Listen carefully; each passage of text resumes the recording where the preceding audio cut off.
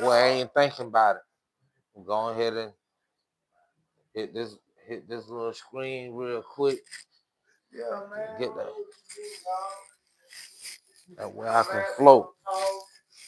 You know, Yeah, what that? life, you know, what's going on. You know what I'm saying? From one city to yours. Yeah, man, most definitely. You know? From one city to yours. That's what I'm on. One thing about it, bro. I only got one spot. I really, really need to go and see one of my people, and that's Kentucky. Yo, I need to go and see my people. He the only somebody.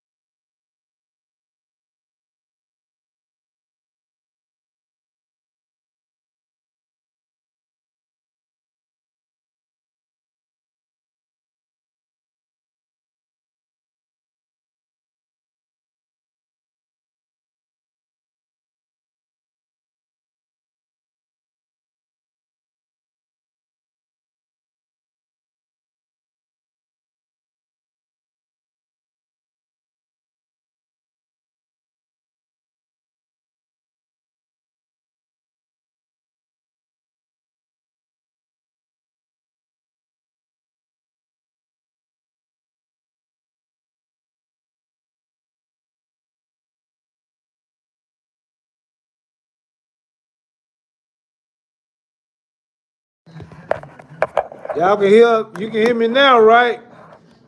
I gotta have the charge on my microphone, but you can hear me. I'm here. But Yeah, thank you. you know my point. Chicks love boots. Period. Yeah. Yeah, nigga, I gotta get me some more Timbs in a minute. Chicks love boots. I gotta get some more Timbs, man. You know what I mean? So I can see what a cowboy boot shit can pop off with a certain type of chick. But chicks love boots. Oh, period. Yeah. So if a nigga can Swag pull them that off, shit, right? Yeah, if he can pull them off, okay, like that's gonna spark interest. I why did the scenario, right? What you like? You rather for a chick to have sneakers or some nice heels on? Heels. See what I'm saying? You see the same. You know what I'm saying? I think the difference is I don't want to wear a pair of heels. Whereas a chick liking a dude in boots, chicks love boots. Yeah. They rock. I like boots. You don't like boots? Absolutely. Yeah. Absolutely. Now heels, of course. I'm a man. I ain't buying no motherfucking heels. You did what I'm saying, man. But at the same time, when I see a chick wear some heels, oh my God, when she her leg nice and she got good toes, that should turn me on. That boy. Prince the only motherfucker I can do.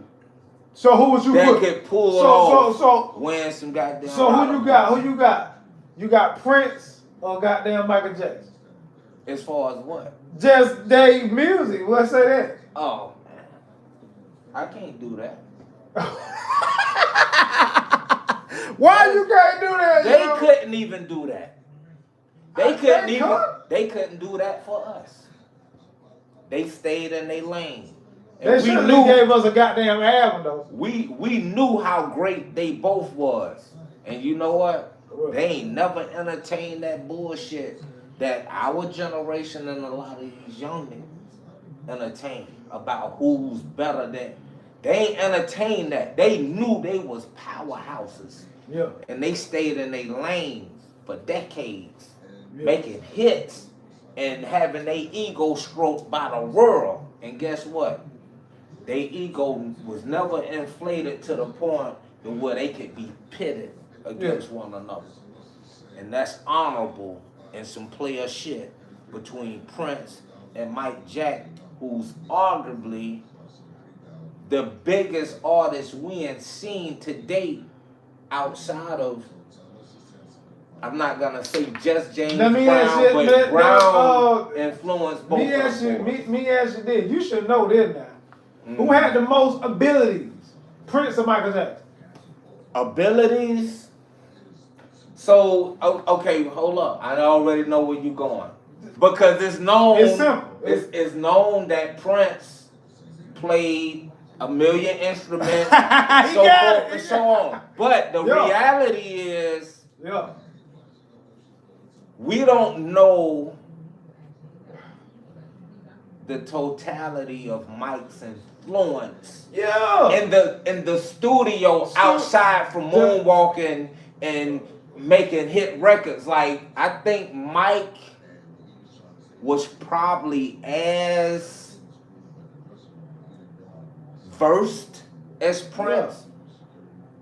I just don't think he had he couldn't show his talents through an instrument more so than what his influence was. Michael had the voice, but to me, Prince had the charisma and playing. Think about it, him on stage playing all the people like to see that shit. So that's something Mike didn't have, because you know why? Mike wasn't who he was because he made himself look like he wanted to look. Prince never did that. So that's another value Prince have over Michael Jackson. Because Michael Jackson, as far as altering appearances? I'm gonna say, what you saying? Well, I'm gonna say in that aspect, because dude, you didn't have to do that. Why? Why you change yourself? Like we wanted you to be us. Like you were doing. I don't think Mike really ever stopped being black. No, he didn't. Though. You know what I mean? Like, I don't know the whole issue with the light skin. But what I'm gonna say is Michael Jackson got the best voice compared to Prince. Cause Prince can never sing better than goddamn Michael Jackson. I think it's a matter of preference. Yeah. Because I'm gonna tell you honestly, and man, don't shoot me down when I say this. What?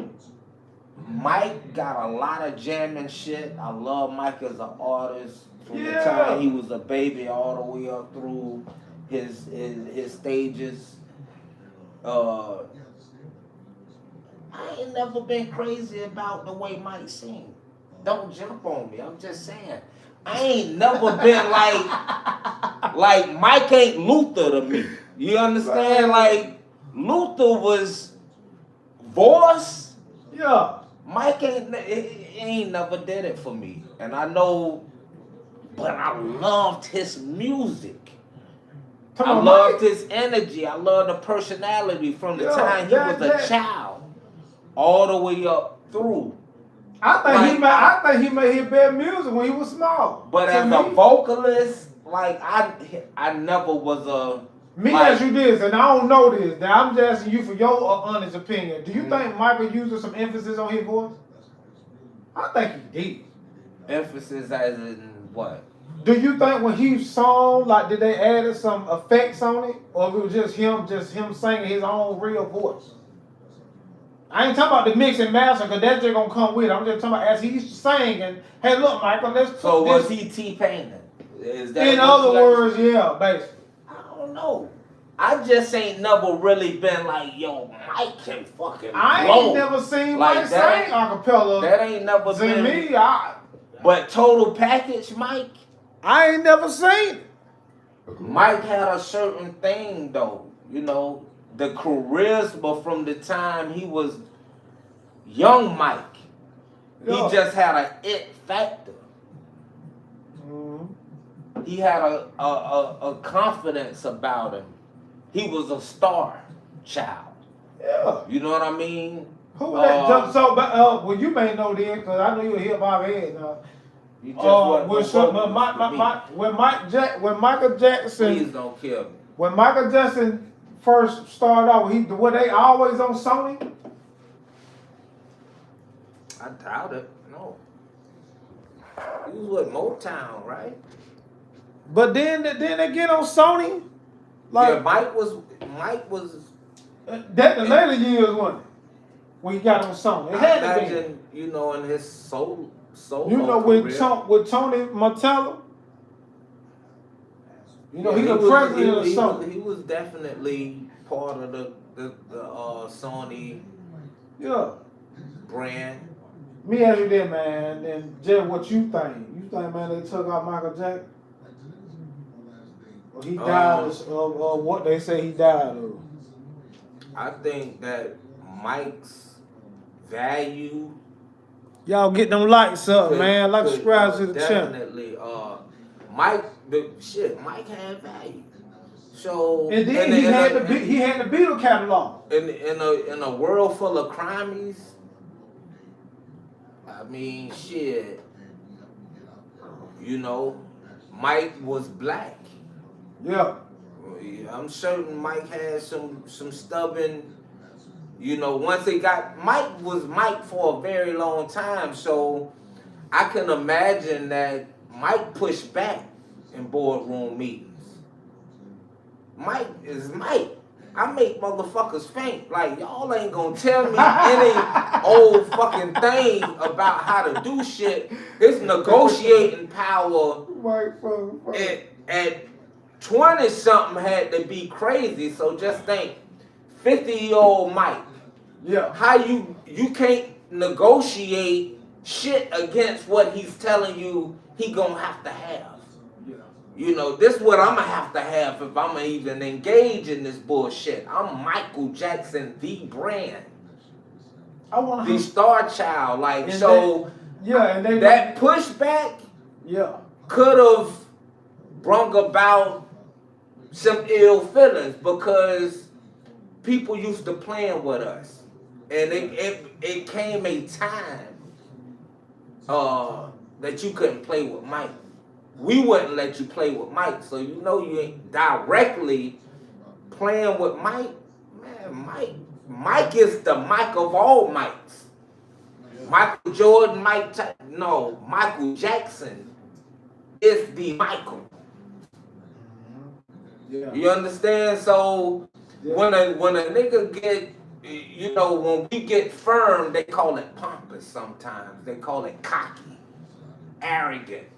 I can imagine that pushback can make a motherfucker say, damn, boy, we can't control you. And in their mind, we have made this, that, and the third happen for you. Yeah. I don't know. I'm just saying. How many albums Michael Jackson put out? No clue. I gotta look that shit. I don't even know. But I know that he's the he's at the top. Me ask you this, like, beside Michael Jackson, do you still consider R. Kelly a GOAT in the R&B world? Hell yeah. Yeah. Because if you ask me who I would rather listen to sing out of Mike and Kelly, even though all the way around the boat, Mike might be that guy, like hands down. But we gonna listen to R. Kelly, man. I would rather hear Kelly sing Yeah. than hear Mike. I would rather see Mike perform than see Yeah. Kelly. I feel But if we gonna do an acapella show, just imagine Mike acapella doing a whole show. Yeah. All that grunting and come on, that ain't singing. But it's soul. Yeah. We fuck with it. But I don't think I would be entertained. Yeah.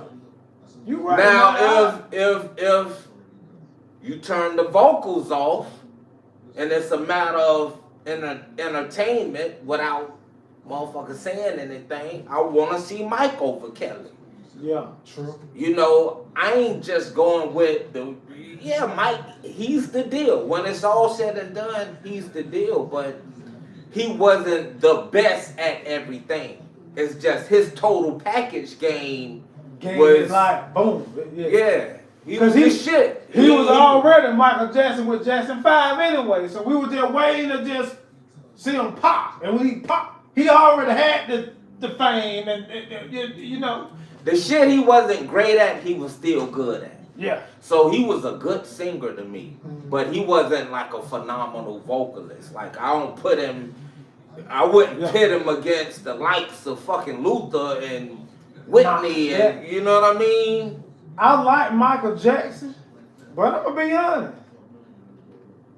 Them other artists that we just mentioned, that you just said, them R. Kelly, Michael Jackson really made no relatable music like that, to be honest. He can sing, I get it. Look, get this. The black and white, I get that. It was just too pop for me. But I understand, because he a pop singer. I don't even know why I even said that to you. Because he's not an R&B singer, he a pop singer. What about Pretty Young Thing? He a pop singer. Mike, what about the Pretty Young Thing, Mike?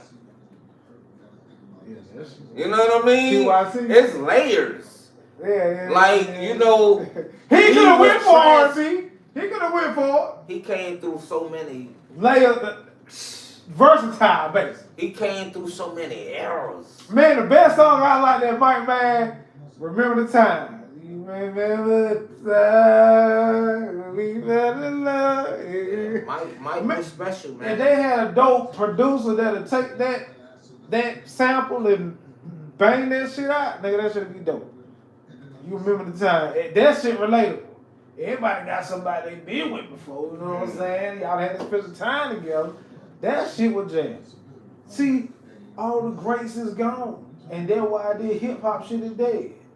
Yep, and I said it. Hip-hop is motherfucking dead. Like Nas said back in 2000 and motherfucking 16. Yeah, I said it more. Hip-hop, it been dead when Nas said it. You know what I'm saying? I'm good hip-hop, man. Cause what you got? Either chick twerking that ass, or a nigga bang bang, YNs, gang. Ain't no mean for shit no more, bro. That's why I did new shit that come out. Cameron said some real shit on Breakfast Club. That Cameron, man, why you ain't come up with no album yet? Man, why? Money ain't in no that music shit no more like that. I can put it out. Guess what? It's gonna be hot for about 1 or 2 weeks, and then they on to something else. So as you mentioned to me with the podcast, that you know what I'm saying? That way it ain't now. People want to hear you talk, your opinions, your mind on things. That's where we at now. It's good to make a good track. Yeah, that's good. But everyday people, man, ain't on that shit like that. Especially you talking about the same thing the last 1,000 other rappers talking about. Don't get me wrong, man. I love this music shit. I love it. This shit is in my blood. My daddy used to freestyle. He can't do it now. Cause you fucked up on the alcohol and dope shit, but still, that shit in my motherfucking blood. You know what I'm saying? So yeah, dog, I love this shit. But at the same time, ain't no money in this motherfucking shit. Trying to get paid, bro. Now you do that shit, you do it for the love of it, and that's fine. But then you gotta have other avenues. You know, we talked about that. You know, we said it. You know what I'm saying? For real. I love music. And what they say, what you listen to more? Nigga, I be on my old shit. Park, Master P, Cash Money. You did what I'm saying? Snoop Dogg, hit old shit. T.I., Jeezy, Got It, Dolph, 3 Cent Mafia. I ain't on all this new shit, man, because I ain't grown up on that shit. You know, some of it sound good. Don't get me wrong. I ain't like I said, I like some of the young artists. Don't get me wrong, but dude, I ain't been no good shit no more, man. The thing is, you don't have quality control measures in place. Um, Industry standards don't matter Yeah. to me. What always mattered to me is when you're championed by your community, by your neighborhood, your city, and it's like, yo, this nigga represent us. He like among the best of us and how we want to be presented type shit. And that's what made you hot, not repetition. Because see, you can hear some shit so much that you figure, yo, that's hot. When the reality is, no, you just can't control how many times you hear it. Because the motherfucker who forcing that shit on you, dealing with payola or some shit like that. Like, niggas getting pushed up to the front. Niggas paying to be on the playlist. And now you got the stream buyers and all this shit. It's like, man, look. So that me ask you this, Sean. I think I asked you this when we were on the phone. What? So when Diddy get out, when he get out, you think Diddy would still be like a gatekeeper in like the rap, well, just the music world, or he gonna decline on that side? I think. Well, the thing about prison life that's so shitty is that the stench stay with you. You have to learn how to make that stink a thing that people can respect. But prison chips at your self-esteem, your confidence, um, it help you really come to terms with who your friends are versus who your foes are, who your family is. Like at the end of the day, no, a nigga ain't finna babysit you and hold your hand through that shit. But in his situation, uh, I mean, you know, he was convicted of being a freak who, But he was according minding his to, business. this what I'm saying though, according to what I've heard, and I ain't follow that shit up closely like that, but from what I seen, uh, he was flying niggas in to do some freaky shit with the chicks he called his ladies, and that was sex trafficking. I mean, I don't know if women came up in the case as far as women prostitutes he was flying in or what was happening, but I just always thought that was what niggas with money did. Like they tricked off um They paid for people to come to them that they couldn't go to. I mean, until maybe the last 5 years or so, um, last 5 to 8 years, it was just a regular ass thing. If you had money, you can't go to the street and do shit. You can't go and buy drugs, but you want to smoke weed. Can't just go and buy pussy, but you want to freak off whether you got a lady or not. You know what I mean? Like, nigga, you out there in that world, you accustomed to things. Yeah. So I mean, I don't want to normalize whatever the fuck was going on because the people seem to really not feel whatever the fuck happened. But from the distance, I followed the shit. It just seemed like his freaky nature got him in a fucking pickle. it got him in a tight spot. But Sean, it ain't fair. That's what I'm saying. Hugh Hefner.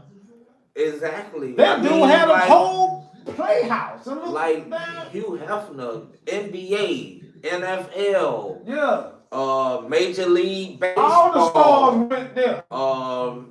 Hollywood. Like, I mean, then like your local engineer nigga, the military nigga with rank. Like, where do it stop?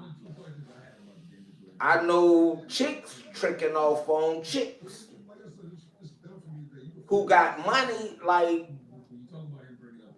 they padding them up and like, yo, come and fuck with us on this, and they trying to have a situation with them when they get there. So I'm gonna try not to have a real strong opinion about shit I don't fully understand. I'm not that emotionally invested. I see a black man who did a lot of shit. I think at some point he should have pulled a plug on some of the shit that he got away with in his youth as a young millionaire. You know what I mean? Like, he should have pulled a plug on some of that shit.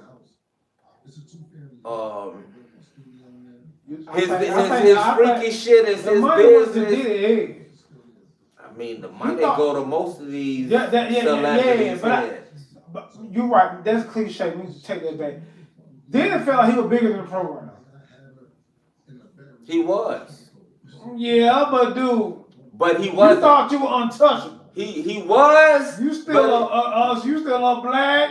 You know what? You know what? Don't get that twisted, cause if you still a black nigga, forget these folks. Do your thing, dog. You know what made Diddy bigger than the program? What's up? He knew that he was the life source. One of them, he was feeding that monster. He was giving that monster bodies. See, that's what made him the program, because guess what? They couldn't go in the trenches and get the biggies out. Me as you did. You just yes or no what you think. You think he sold his soul? Did he sell his soul? Yeah. Did he have a soul for sale? Is a better question. Did he ever have a soul? So basically, in other words, I mean, his hustle. Diddy was just soulless. His hustle been so relentless. I don't think nothing would have got in the way of. When I think back to 1995, 30 years ago, there was a mixtape that came out, and it was hosted by DJ Clue. And on that particular mixtape, it was a Bad Boy mixtape. And consistently throughout that mixtape, 30 years ago, that whole can't stop, won't stop thing, it's stamped. It's what is stamped? What is stamped? It's stamped with what? That mindset. That and what else? It started with an E. It stamped at the error. They had an error in the game. And that's something we can never take away from Diddy. I'm gonna be honest with that now. Diddy been Death home. Row Bad Boy, that's an error. Yeah. That's an error. Who the four errors? What they say, what you know of the four errors. Man, it's the four errors I know. Death Row, Bad Boy, No Limit, Cash Money. They weren't. I don't think nobody was as hungry as Diddy was though. Diddy As was hungry. Yeah, he was, Sean. He was getting it, but I'm just talking about for the labels. Like, that's it. After that, what other label? Ain't no other label. What else you got? Rick Ross wasn't doing shit. He wasn't doing it. He did his thing. He ain't have no roster like Death Row, Bad Boy, No Limit, Cash Money. Them dudes had multiple people selling, dog, bringing that good shit out. I think a lot of those moguls, so to speak, you had those that fed the monster, and then you had those who fed their artists. Yeah. I'ma just say this: P was one who fed his artists. Yeah. Then I think it's fair to say that some other moguls they fed the monster, and it goes without saying names. Like I'm just that You know person. what's so crazy though? When I think about the whole situation, Master P and Baby, I think most of them know them just off their music, and they brought good music out. Death Row and Bad Boy, they did that, but what they mostly known for the controversy, which is crazy. West against East, you know what that, you remember how that went. Really, it was Suge Knight against Dead. Biggie was collateral damage. Biggie had nothing to do with that. Biggie didn't want Pop to die. And Pop just thought they set him up. Cause I thought the same thing, man. I'm coming to do a track or studio. Okay, I send little scenes. You with Biggie, then I get banged up, boom, boom. Nigga, what the fuck y'all nigga got going on? And then they said Diddy was in the next room with what a nigga named Jimmy Henson. You see what I'm saying? Mm-hmm. He already had beef with Pop. And Pop mentioned that in his album, The 7 Day Theory. When they said it costs money to go to war. I got money, I'm ready for war. Jimmy Henson. He said this shit, man. So it's like, I hate this shit because y'all motherfuckers ain't say shit about, oh, nigga, you listen to that old ass Pop, big. Dude, these dudes is motherfucking lyricists, dog. If these dudes was still living right now, nigga, we wouldn't be knowing none of y'all new motherfuckers. And that's on motherfucking God. Seriously. I think we would. We would, but and you know they what? wouldn't have no big impact like that. I think it's really cliche in 2025. That's on repeat. And I'm gonna tell you exactly where it come from. It come from the diss record when somebody said that if Big and Pop was alive, niggas wouldn't, like, who would Jay-Z be? I forget what record that was, but that became a very cliche thing. I think the same artists we hear, the young, we would still hear him, even if Pop was alive. Why? Because it wasn't never about the quality of music. It was always about the machine. The machine didn't like Pop. Oh, yeah. So is it a conspiracy that he left us early? Like, he was a problem for the machine. He was a problem for the monster. Yeah. So the monster's system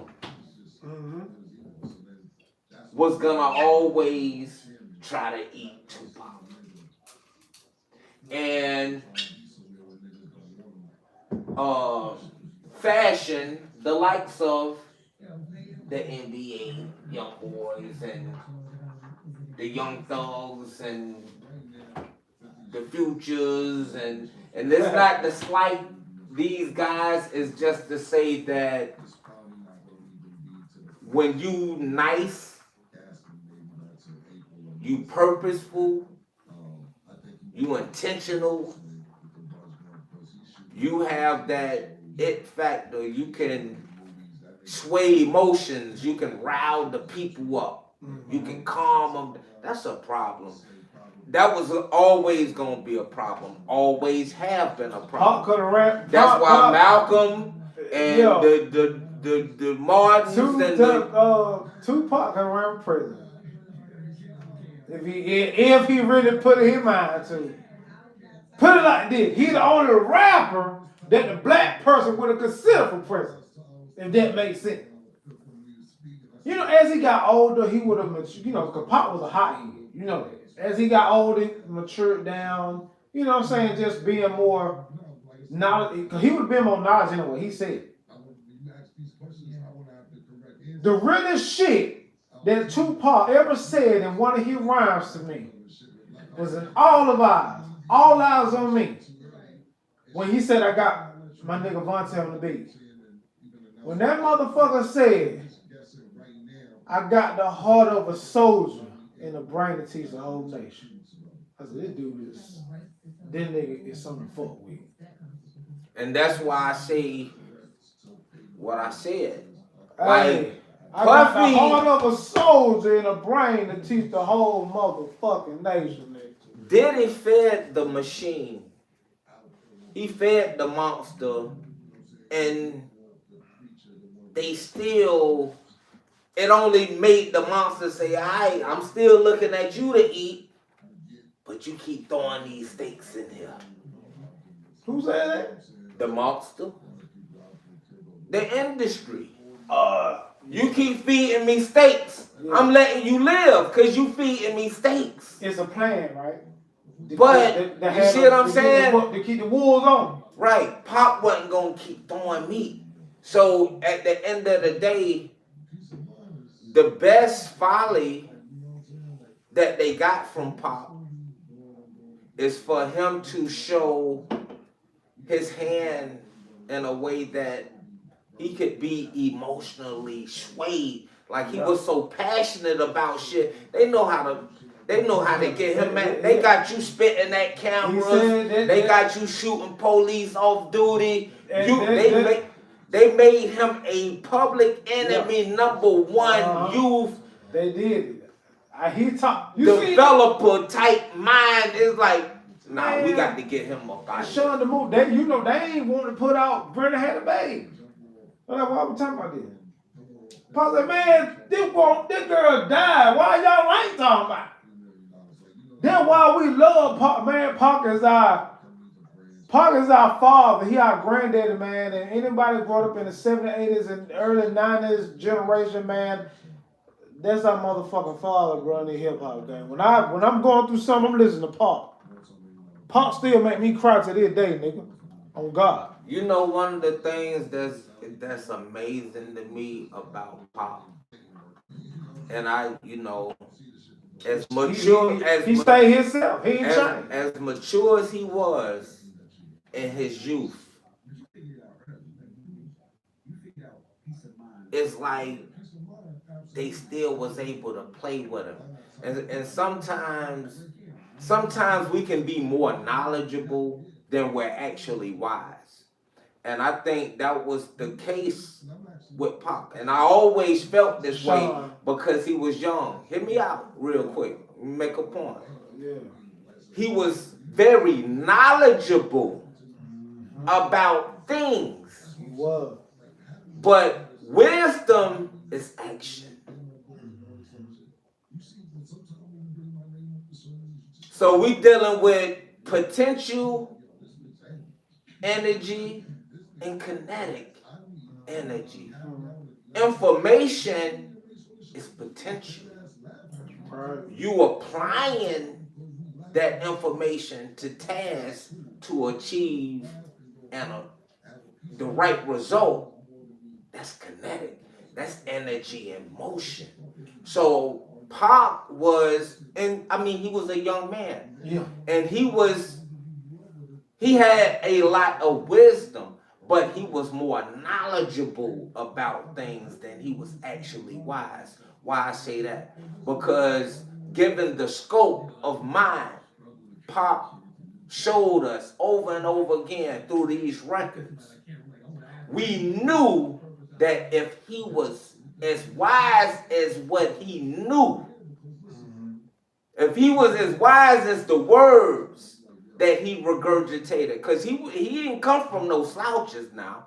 Yeah. You see what I mean? We sometimes repeat the things that our grandmothers say to us, our grandfathers, our parents say to us, even before we have the discipline to implement those things. So Pop, to me, he was very knowledgeable, given the exposure in the background. But the wisdom or the lack thereof comes from not understanding. Man, these crackers finna cross you out. And guess what, bro? We don't need you to leave us at 25, 26, 27. We need you around. You got tricked out the game. And we thought you was way better, way wiser. Way wiser. But Pop, you was young. He was still a baby. Pop, he was young at that time. Pop was a rebel. And he said, it's really for my niggas. You know that. He said he was a rebel. But what purpose did his death serve? It didn't serve nothing. But at the end of the day, though, Pop was just loyal, man. I'm with you. Then nigga come doing something, I'm with you. It don't matter. See, that's a lack of wisdom. I know because guess who he was with? Pop wasn't scared to die for what he meant for. He died. No. I'm gonna say this. Pop went out crazy. He did. But the only reason why Pop is above it all, man, because Pop died for a cause, man. He died. He stood up for what he believed in. He died for a cause. Them cops were always messing with him. You know that, Sean. They were always messing with him. And he said that, dude, I was born for my mama's the Black Panther, dude. Y'all my enemies. I don't care. I don't win until everybody win, man. It's my people. So forget living in this evil ass fucking world if you don't motherfucking respect me. Period. So that's why he didn't, the whole aura of it. That's why he now just think, call, man. When Pop passed, we were younger than him. Fast forward the show. I know that. Now we're like 20 years. I'm realizing we're like 20 years his man. senior when he passed in this day and time. And we understand that in our youth, sometimes we crash out. Even when we're smart. And see, in my opinion, that was the case. Because see, you got somebody who's more knowledgeable about a lot of things than the people he was around. And it was, Suge Knight didn't need Tupac. Niggas, them little niggas running around Compton and gang affiliated neighborhoods needed Pop. Not Suge. And Suge wasn't according to his peers. Yeah. He wasn't that. He was a football player. The nigga they was telling, hey bro, like your mom done really invested. Get your black ass up out of here. Go to college. You a big nigga. Get on somebody's line and make Compton proud by taking your ass to the NFL. According to what I've heard in interviews from some of his peers, a sacrifice for him, nigga, you already had a good life. You already had a support system. You ain't come from bullshit. You was a nigga in your neighborhood who had things, and I'm not 100% sure, but I'm almost I'm thinking that his mom and dad was together. Like, I don't know if he was in a broken home. I always thought he was reared by both his parents. I could be wrong. I ain't gonna get that deep. I am not. You said he was what? Reared by both Weird? of his raised. He was raised Of by both of course. his parents. They said Pop did shove from them streets. So he wasn't a sacrifice. Like Pop wasn't supposed to go. That's cliche to me to say he died for nothing. He died for nothing. He stood for a lot of shit, but what he died for was nothing. It was in vain. He died and died. You see what I mean? Yeah. For a lack of wisdom. For a lack of wisdom. Because in my youth, I just figured he would have been a smart enough nigga to not Pop even sign the death row. Pop could have died in Chicago. When he went up on them, the people in Chicago, when they were talking that joint about that boy, Johnny Sandifer, and he went ham on that like I kill all that.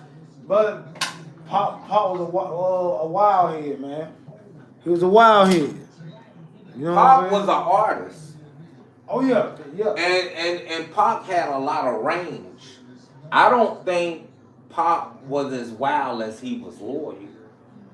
And I'm saying this from being a youth who decided a few times I was gonna crash out just on the strength of my people, and that really wasn't in my heart like that.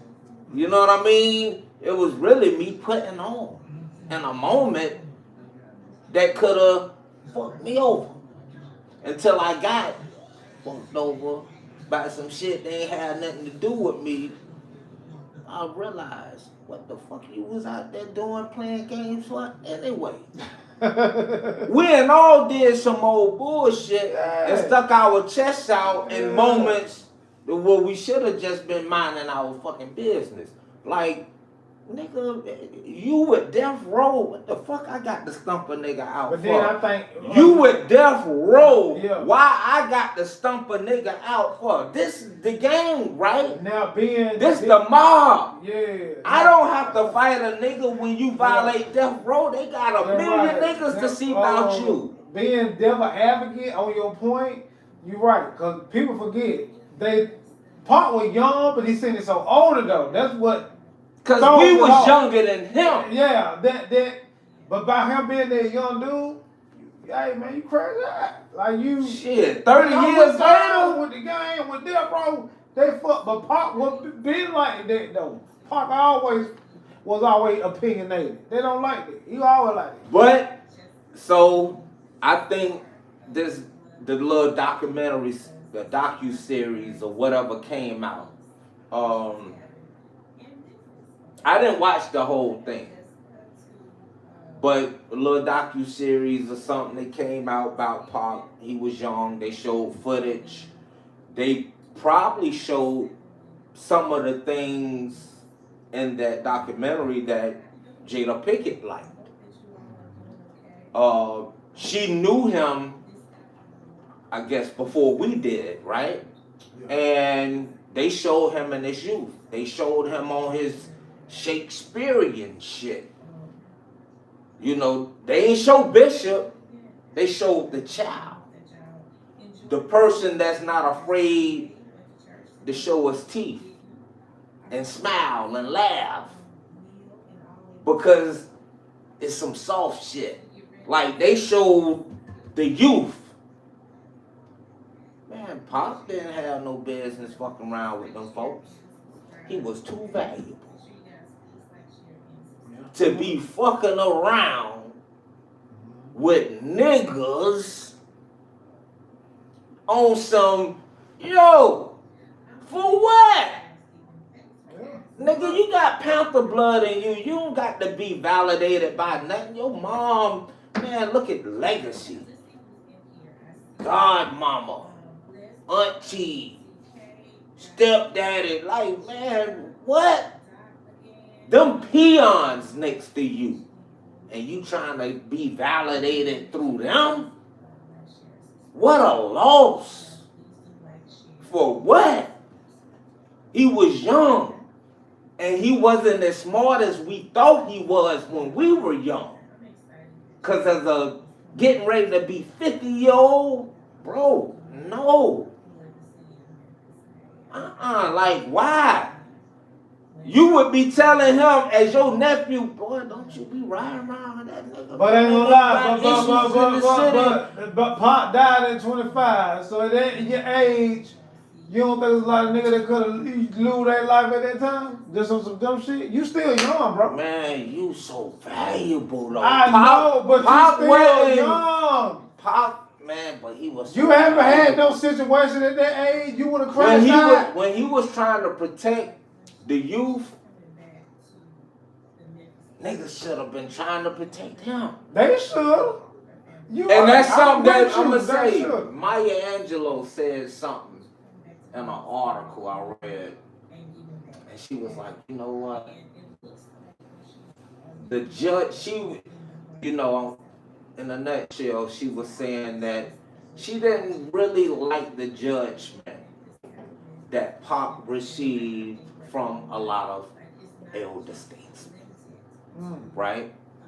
And she figured they was jealous because in their youth, they wasn't as expressive, as confident, as trailblazing as a Tupac Shakur. And she was just tired of it. Like, hey, sit your old ass down. And now you got to live with the regrets that you didn't stick your chest out in your youth like this young man is doing. And he's full of fire. And he's smart and he's passionate. And he's a lot of things great. And all y'all see is how they labeling him. And maybe he's doing it to himself. And he was. You spitting at cameras. Like, bro, when we was young, that was the shit. That was like Malcolm X standing next to his one, peeking out the blinds with the AK. Pop spitting at the camera with the joint on. Like, yo, at the camera, man, that was the hardest shit ever. But understand, when you spit at a motherfucker, let me tell you something. You better really hope that nigga scared of you. That's one of the most disrespectful things you can do. And when you thinking, see, when you wise, you weigh shit. You weigh constantly. You weigh what the future, how that shit gonna attach to the future. That footage, your brand, that ain't how you. You know what I mean? Like he should have been protected. With Pop while he is. Your opinion? Do you think Pop ever had a conscience? Of course, man. Pop, I'm gonna tell you something, man. I grew up around kids who, when I moved out of the neighborhood where kids was the kids they were. Then I moved to a situation where kids was trying to be the kids in the neighborhood that I came from, right? And it was like, you know what? I want y'all life.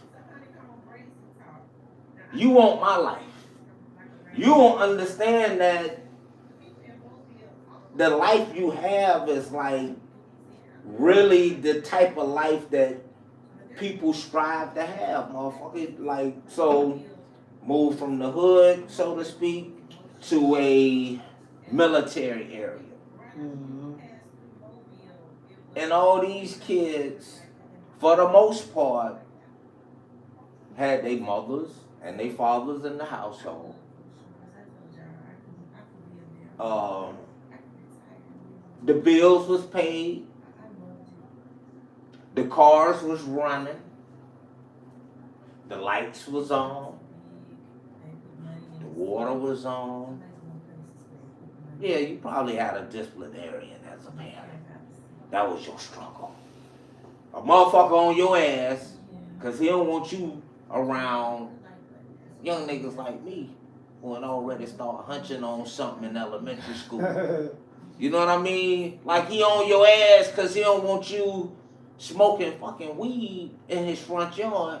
Like the kid that stay across the street that like he don't give a fuck about nothing and don't respect nothing.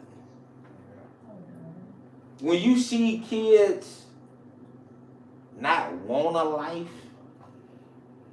and then as adults, they just like they fucking parents. And they almost think they're better than you.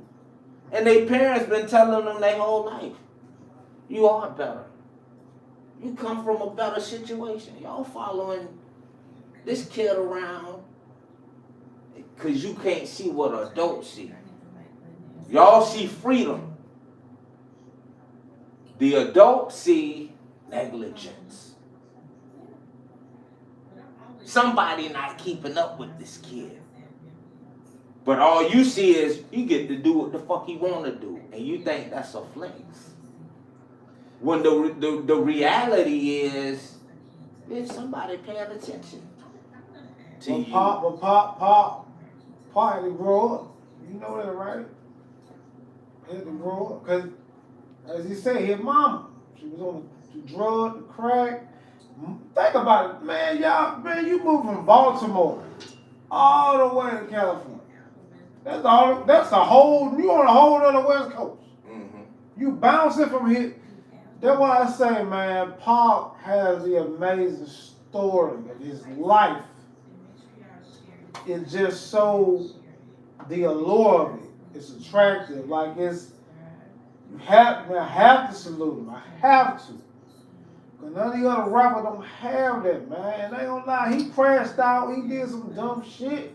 But to me, he was loyal to them stupid fuck dumb ass nigga, man. Should have never Sure not should have had the bodyguard and said, look, y'all stay on Pop. Don't let nothing happen. Like, you know Pop was a high head nigga. But he was the same way. He was a big smart nigga playing gangster.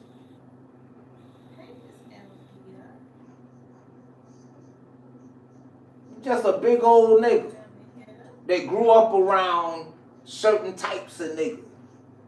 Yeah. These niggas telling your big ass, man, go to school. Play ball. This ain't what it is for you. You know how big that nigga is, so just imagine niggas telling him that. So what kind of nigga you think he really was? Niggas telling your big ass to go to school, you couldn't have been that motherfucking bad. Yeah, this ain't the life for you. Go to school, play football. If niggas was telling Suge that, what kind of nigga do you really think he was at core? That his people know. Not my opinion. The money made him real. You see what I'm saying? Well, quite naturally, guess what? Just the illusion that we thought you weren't real, dude, because you weren't from there. Guess what? He saw another smart nigga. What? Right? He saw a young smart nigga like him. He saw the square that wanted to be in the circle like him. Now we know that ain't to say Pop was a lame. That ain't to say that Pop wouldn't go. None of that. This is what I'm saying. We ain't gonna say that because Pop was already in the game before Sean not even got. That's what I'm saying. He was signed in the school. Game, but I feel what you're saying for another dude. Oh, this didn't remind me of me. Let me put your ass on, nigga. Get in this shit. Cause he was a bodyguard too at first. He was a bodyguard for Bobby Brown. But one thing I will give Sean Knight though, he was smart. I give it to him. Yeah, it was smart, and so was Pac, and that's why when you think of who should like really fuck with in that camp, it was Pac. It was Pac. Now check this out. Snoop left Cali and went and got him some good Southern game. Master P was a good nigga and helped him understand. Man, look, I don't know what you used to. I don't know what you going through. Man, get you some money. You Snoop Dogg the brand. Come and fuck with a nigga who own that. I got you, bro. Like, what are you doing? What the fuck are you doing? Murder was the case. See, we was young. But it's like, man, you playing with fire. You got all that goddamn shit going on for you. But they only did that shit for promotion. That nigga had to make no son murder, okay? But hey, them look, niggas man, was in the trenches. Yeah, you going through this. There's be a good marketing. Just like with that, I don't care what nobody motherfucker say. You can't fucking tell me that you didn't know that he was gonna die with some of the shit. What that shit was, Smoke that. Bring that, turn that bitch round. Bring, you ain't got no light out there. oh yeah, it is light out there. Shit. What we chopping? Put on my goddamn coat. Man, I don't know. I Cause just think seen about two it, that- smart niggas who could That have been a big deal. What that shit was? I'm trying to who shot you? Separate the wheat from the. They know they made this shit about Pop. You don't believe that shit? It came out at the right motherfucking time.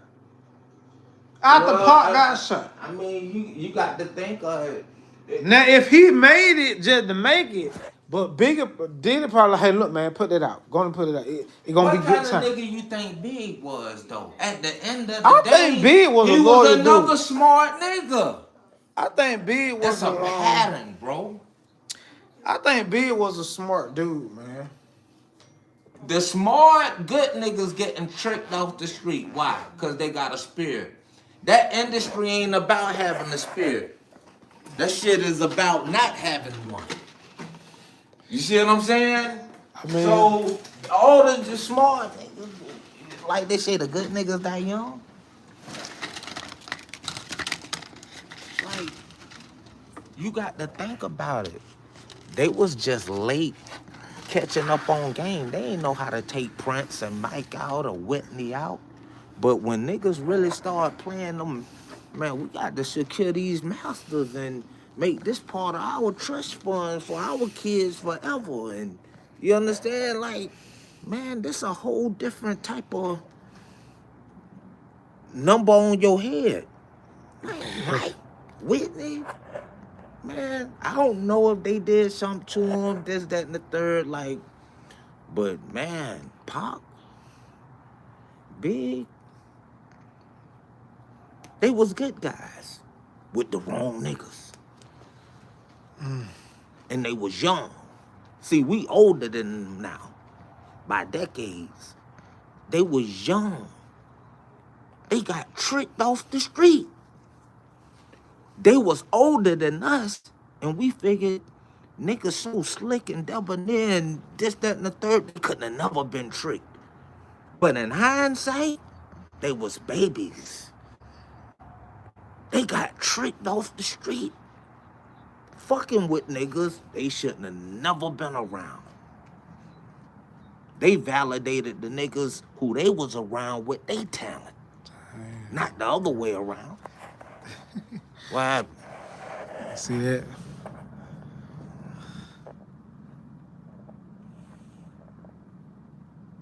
They gonna civilly debate instead of fight. What this say? What's that? Damn it. They are education. I don't know what that mean. I'm just kicking it. Yeah, bitch. We educating y'all motherfuckers on life and shit. Y'all get these motherfucking likes up, goddamn. But that's just real. That's real spill. They was way too smart to be around the niggas they was around, and they got. But Shug dropped the ball, Sean. He dropped that ball. Cause he should have protected Pop. He should have said, look, man, we ain't letting, like, look, man, y'all protect Pop. Y'all guard him. Don't, but hell, he had a bodyguard. The light-skinned dude with the curly ball. Suge got caught up in the same shit Puffy got caught up in. He just made it look way more gangster and G. When he went up on that stage and he said, if you want somebody that ain't gonna be all in your videos and this, that, and the third, come to death row. He was doing his puff it in because he knew I got more hard than that nigga. For one, you know what I mean? Like, if nothing else, niggas respect my size. And I'm from a gang culture type neighborhood situation. So I got something to stand on. When I walk in, I'm intimidating amongst these niggas. But at the end of the day, he was doing his motherfucking puff it in. Why? Because he wanted to be known as that nigga Suge. That you don't fuck with. Gangsta Boss CEO. I got the baddest, toughest niggas in the industry on my ticket. Him and Puffy beefed because they the same type of niggas. At core. Right. At core. At core. Them smart niggas. Who got with niggas who wasn't that smart. This shit realer than rap. You know what I mean? They got with niggas who wasn't as smart as them and finessed with the bullshit.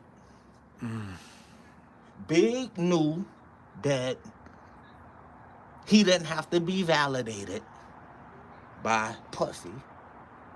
He needed the exposure, he needed the platform, but he didn't need to be validated by Puffy. The same was true with Tupac Shakur. He didn't have to be validated by Suge, by Death Row, none of that shit. He was a star. And them niggas seized the opportunity to prey on that young charisma, that young talent. You right, dog. I feel you, Sean. All them niggas smart. Puffy, another smart nigga. So you had smart niggas who was very influential and some young smart niggas getting fucked off. Yeah, you right. Because guess what? They wasn't gangster enough to fuck off the gangsters. They fucked off the smart niggas, the good niggas, the niggas who talk that street shit but was really pure at heart. Brooklyn and Oakland say the same thing about both of them. They loved the people, they gave back. Niggas wasn't really out there busting niggas across their head and killing and shooting. They was good rap niggas who come from hoods and probably hustled a little bit. Yeah, you But right. they wasn't no gangster-fied ass niggas. They were smart, charismatic niggas who wanted to save communities. And they bosses was older niggas who wanted that young energy to be theirs. So they exploited it with a dream of you becoming this person under my motherfucking wing, but at the whole time, I want to fly like you. You will see a pattern. Look at the old niggas, exception, Master P. Look at all these old ass mogul niggas and look at how they blood sucked them young charismatic niggas that were superstars under their tutelage. I'm just glad Lil Wayne didn't get killed. Damn. You see what I'm saying? Man, these niggas vampires. You talking about monsters. They feed the machine. You see what she said?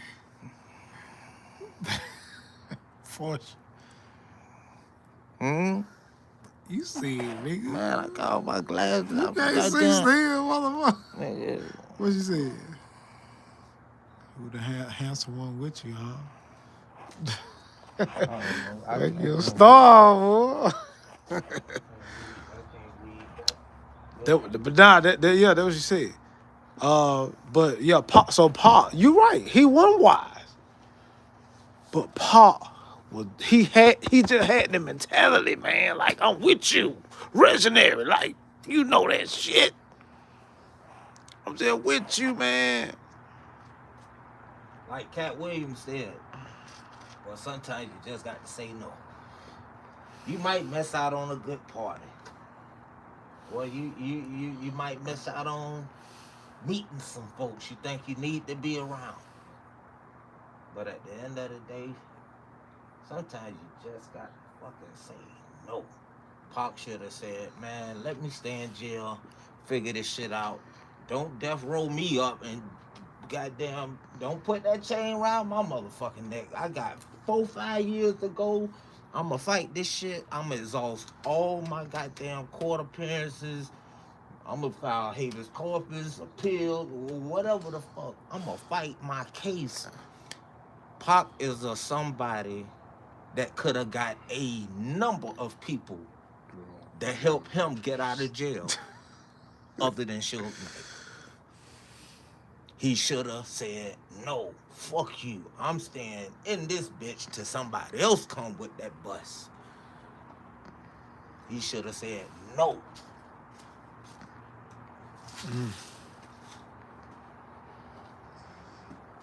It's crazy, man.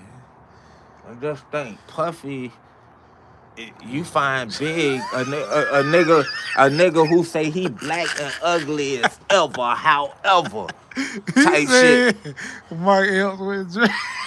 Man, fuck out of here, you goddamn thumb sucking ass nigga.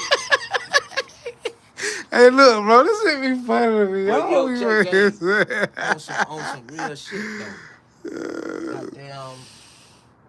Just imagine when you the type of nigga that think you so fly Yeah. that you fly than another nigga who got more charisma than you. And you like, you don't even understand. This nigga even sharing in this rap, some big, black, and ugly as ever, however. Puffy wanted all that juice. He ain't understand how a nigga can have so much charisma. He signed him, but if the movie ring true, it was almost like, man, how I'ma market this nigga? Man, what? This who you brung? But he can rap, though. Hear him out. Yeah, whatever. Yeah, okay, he nice, but I'm out to clean this nigga up. Now he got that it factor. And you want it. You want it. That's that blood thirsty mindset. Them niggas wanted to eat. They artists. That shit is common practice. You right, man. I feel you, Sean. They want to eat the artists. They monsters. So rap, I mean, I don't think hip hop did though. Nah, man, I ain't gonna lie. Hip hop ain't dead, but it need to get back to some hip hop, cause Hip hop ain't left. It ain't gonna leave. nah, It just shape shift. Yeah, it's shifting. It's like it shape shift. It's certain shit that you don't just get me wrong, bro. I'm from the South. I like to turn up. I love my Young Dolph, my UGK, 8 Ball, 3-6. Dude, I listen to that every other day on God. But I just, you just want some variety, bro. Like you want to hear ain't some. nothing wrong with that. I want to But hear it's other hip shit hop. too. I That's ain't. hip hop. Yeah, I don't want to hear. I want to hear shit about the struggle, nigga.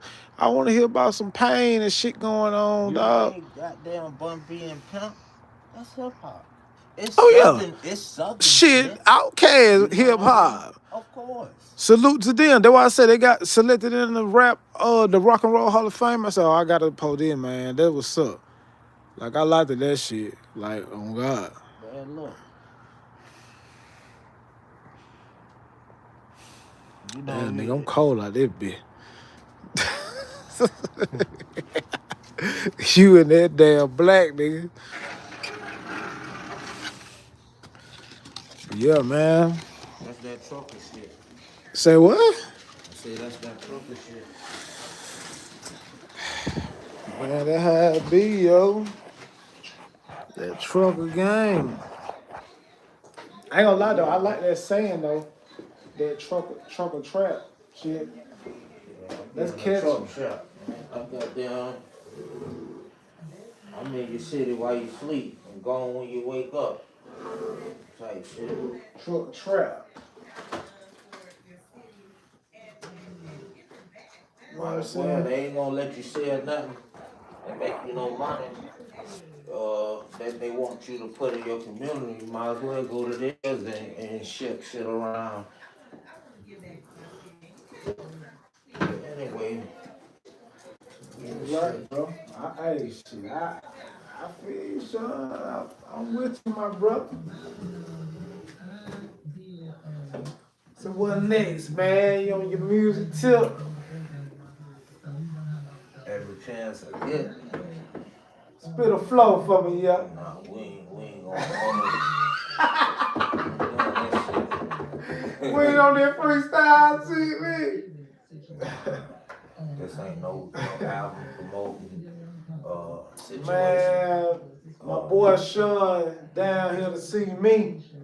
You check my dude out, man. Coolio Burger. You know what I'm saying? For real. yeah, man. Like I know my worth.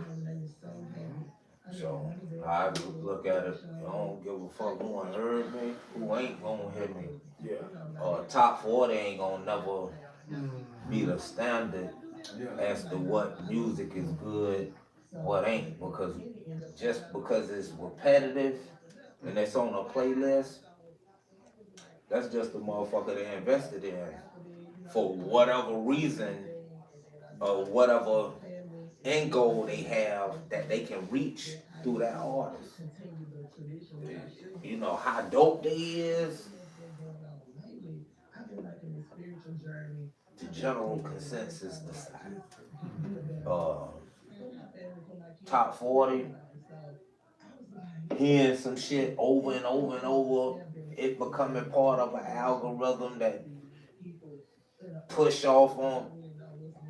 I mean, that's bullshit. And that's why I'm gonna tell you this though. I predicted the climate for hip hop in this season because what Kendrick Lamar did to Drake last summer was masterful. He cut the head off the machine. They had to find. I think that NBA YoungBoy is gonna be the Drake presence moving forward. Um, that's another conversation, long-winded. I ain't did enough homework, but from what I see and my intuition and just following the machine, I think NBA YoungBoy is like having a very Drake. Lucrative. You know, it's like That dude tour been banging, selling it, and he got 4 more shows too, bro. Dude, they said dude been making about almost 2 million on each show. uh, That's the proof right there. I'm Like, gonna tell you something. I haven't listened to the NBA YoungBoy. Um, I just haven't heard enough. That Sean, ain't I don't what. even listen to him. That ain't That ain't my T. That what ain't I my be T. checking for. Only thing I just know, the young man got a lot of motion. That's the And only I'm gonna thing tell I just you, know. I love that for him. Yeah, that's fine. Yeah, You know that's what I'm cool. saying? Yeah. Like I know the charisma that our youth Yeah. embody. Just like he's being NBA young boy right now, like he could have very easily been a Tupac in this season. It's influence. The thing is, before they start giving you an NBA young boy Tupac, they're destroyed. Cause they ain't gonna condone. He feeding the monster right now.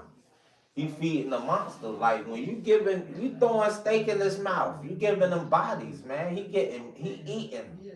He eating. He feeding the prison system. You know what I mean?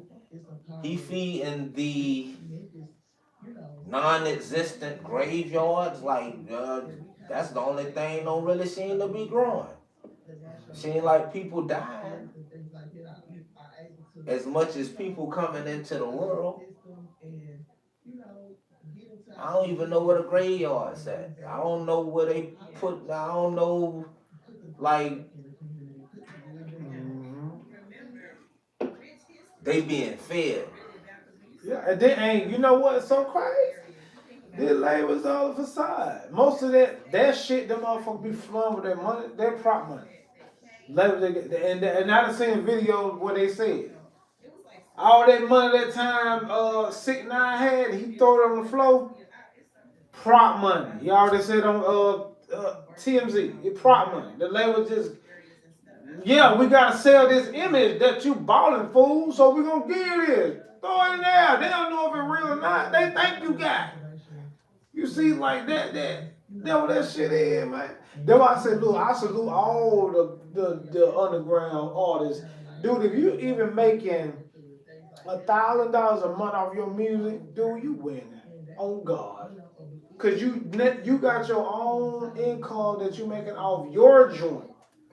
You ain't, cause you already know you signed a deal. That's as a loan. It's an advancement. You got to recoup back on this. You don't. You in the red. Now we already know that. So that's why I say at this point I don't care about making it no deal. Man, I am the deal.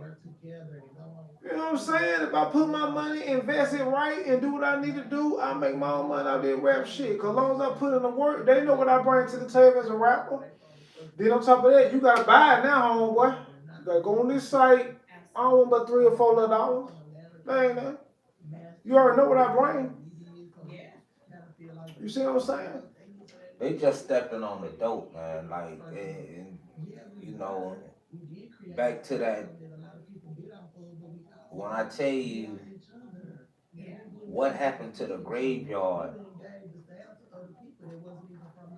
I ain't talking conspiracy. What I'm saying is the people that have been sacrificed by way of music getting them caught up into shit. They just gone. You see what I'm saying? Like, where the body went. It was a season. It was a hot 2 months of this. I think the lingering presence, I think, has been Vaughn. And I don't follow a lot of young. I don't, I fuck with my young people, but I don't follow because I understand young people got to have young people shit. I don't get caught up in trying to dictate how they motion. Uh, but from what I see within the algorithm fed to me, is he seemed to be a lingering presence. A lot of them other dudes, though, it's like, man, I can't even. I wonder what the count is. Rappers who have died in maybe a 10-year span, what that count is and what that age range is. It's like they just disappear. That it's a whole graveyard that ain't even a thing. Where they bodies at? And I'm talking about like where your catalog at? True. Where your essence at? See, that's the difference between the pops and the young pop, the young big. It's like, yo, where your essence at? Y'all in impart shit on the people before you left. You right. Then hit the graveyard. It's It's like you no wasn't never like. even here. It's just good. It's good music. It's just good. Okay, it's nothing impactful. That's the difference. Like impactful to me, Tupac all day, and I'm gonna say Tupac, and then I'm gonna say Nas, cause Nas made some impactful music to me. Nas never really cared about the end game, and that's why I salute Nas to the fully, man, because Well, I'm gonna be honest. He ain't with all the hype stuff. To be honest, he not trying to follow the crowd. You all knew how Nas is. Nas they fall back. He ain't care about what going on right. Whatever going on. He mystique. You don't know what going on with Nas. He presented like this.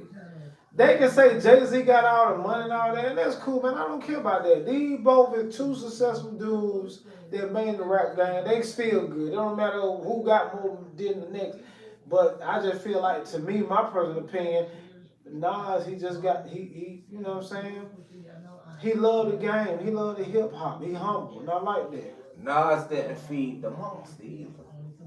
He ain't give him no steak. Jay-Z gave up some steak. Yeah.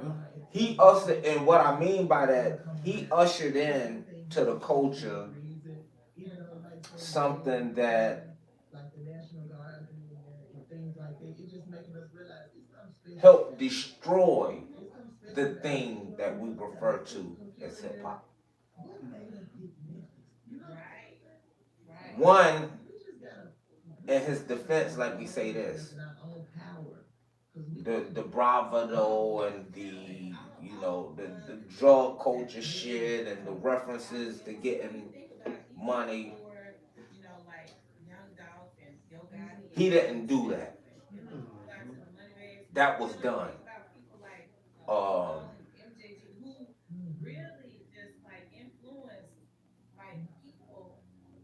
but at a time when he was doing it, he was doing what he was doing at the right time. Whereas people that it came before him that was doing a similar thing, it just wasn't the right time.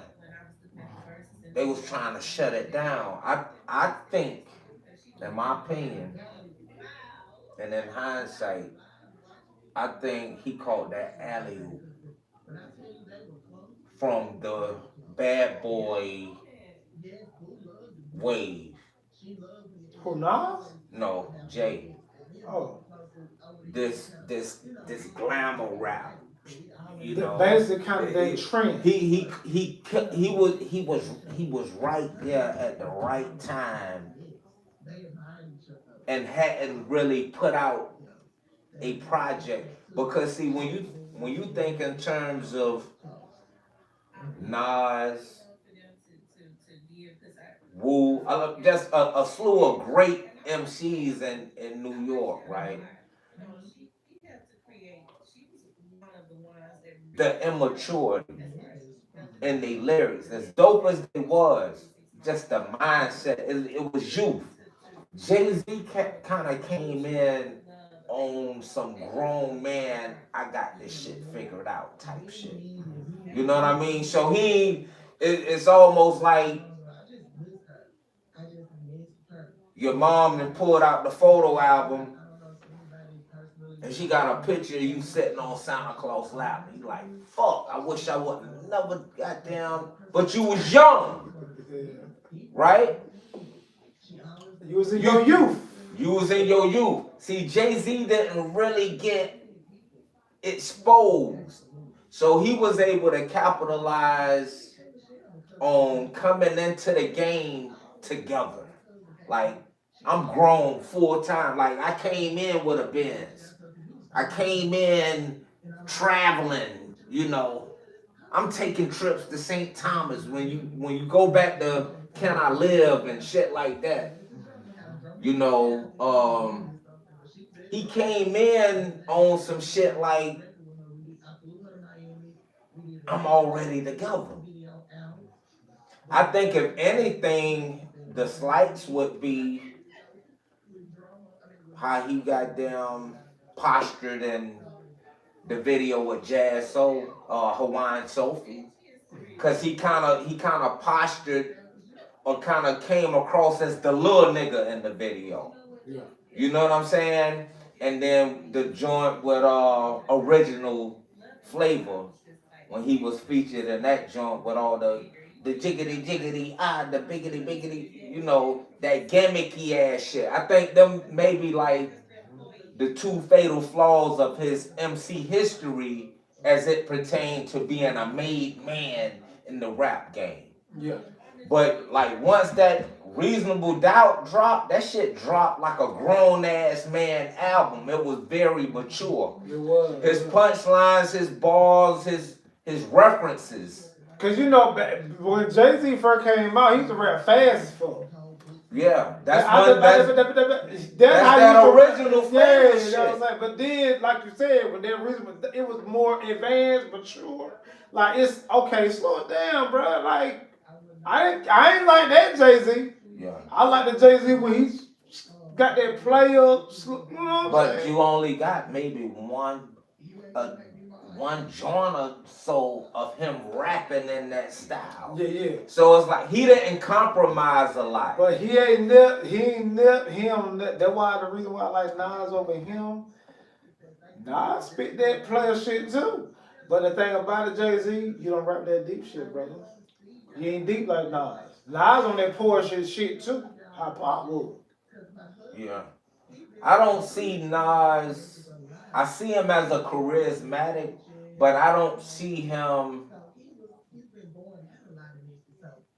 like you don't think player, so to speak.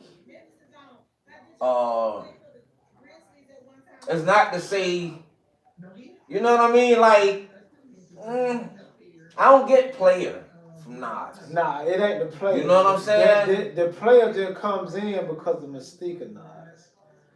I don't care what nobody say. Then my opinion. I don't care. I'm talking about his catalog. Yeah, that too. But then as the person he is from all the years to then to now, I don't know. I ain't know no rapper had the best swag than Nas. Nas swag is just up. That dude that know how to dress. He ain't on that weird shit. It's normal. It's just too swag, bro. Nas always compared Dre to Jay-Z to me. I don't care what nobody say. Nas dressed like a down south dude, but still got that no swing to it. I'm gonna say that. I said that one time. It's Nas and T.I. Nas and T.I. to me had the best swag. That ain't too much.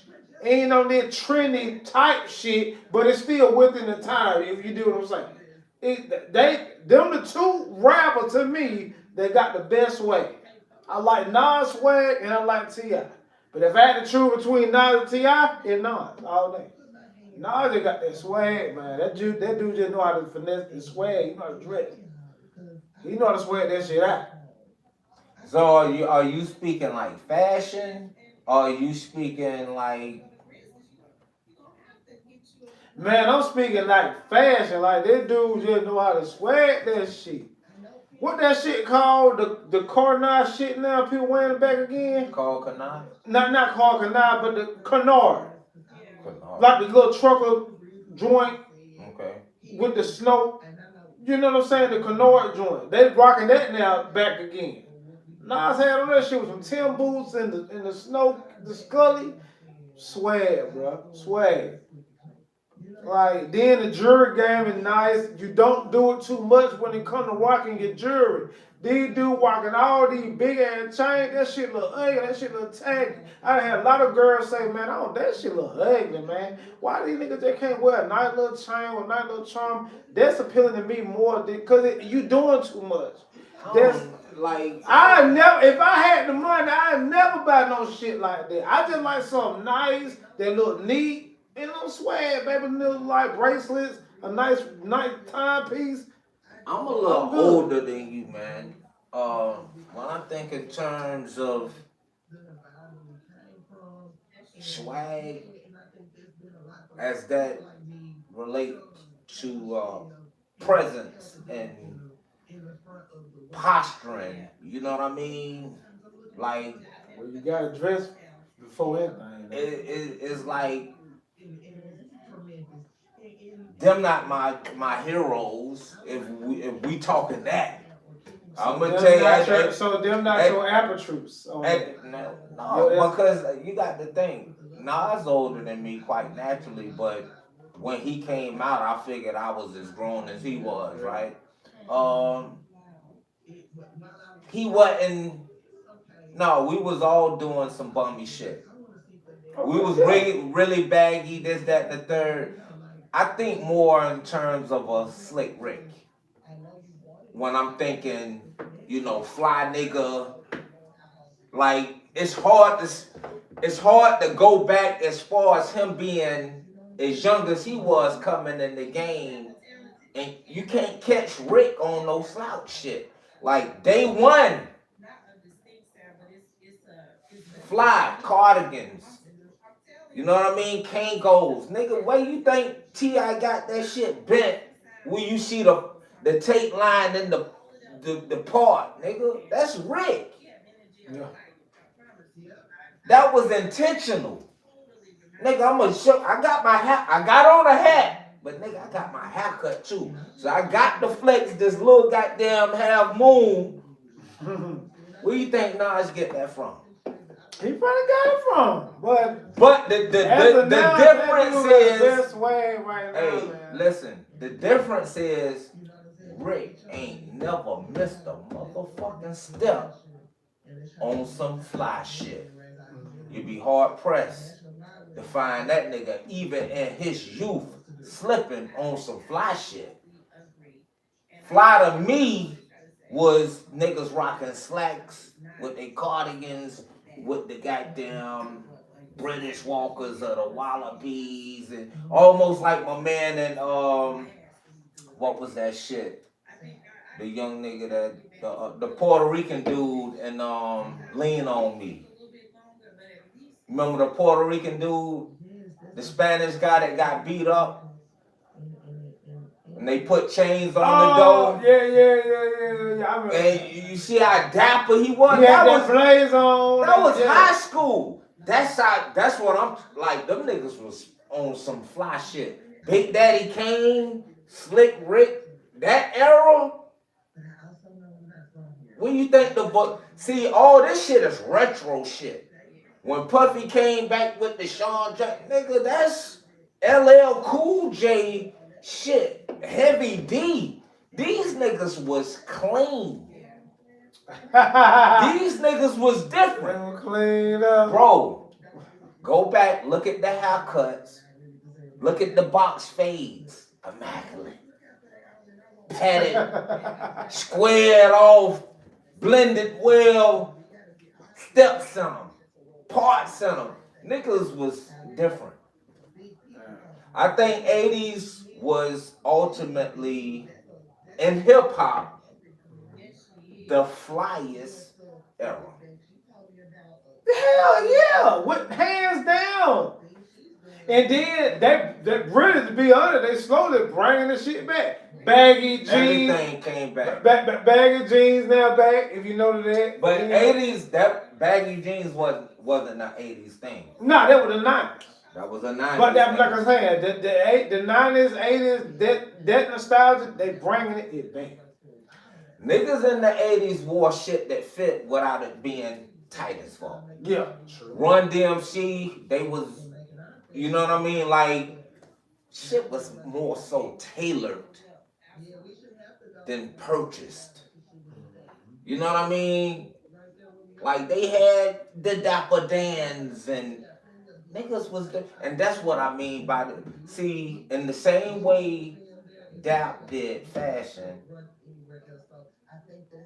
that's how we keep hip-hop alive. Hip-hop is only dead when you go outside of the community to have it validated. And this ain't no slight to nobody. But I had to tell one of my clients, one of my white boy clients, I had to let him know he loved music, he passionate about it, he's good at it. But like I told him, before you come in my barbershop and try and tell me anything about hip-hop music, let me help you understand this. Your mama or your daddy couldn't even listen to rap. They offspring ain't finna tell me shit about hip-hop. You gonna listen, I don't wanna hear shit. Your mama and your daddy couldn't listen to rap. That's the era I'm from. It was too black. They couldn't wear Jordans. It's a lot of shit your parents couldn't do, and I was a child with them. Yeah. The shit we shared was more like the Goonies, Stand By Me, Porky's, Revenge of the Nerds, BMX Bandits. Y'all had to sneak and look at the likes of Beach Streets and all that. You probably got a little breaking in your life because Kelly was in part two. But nigga, you can't tell me about hip hop. I've been doing this shit since your mother was a child and she couldn't even listen to it. It was too black. So what the fuck you think you gonna tell me about this sport? Yeah, you can mix. You can make a good motherfucking song. But I tell you what, if that shit ain't yours, I can tell you exactly who it sound like, who it's a mixture of, and where you probably got that shit from. Boy, that shit came out the neighborhood. Just like battle rap culture and shit like that.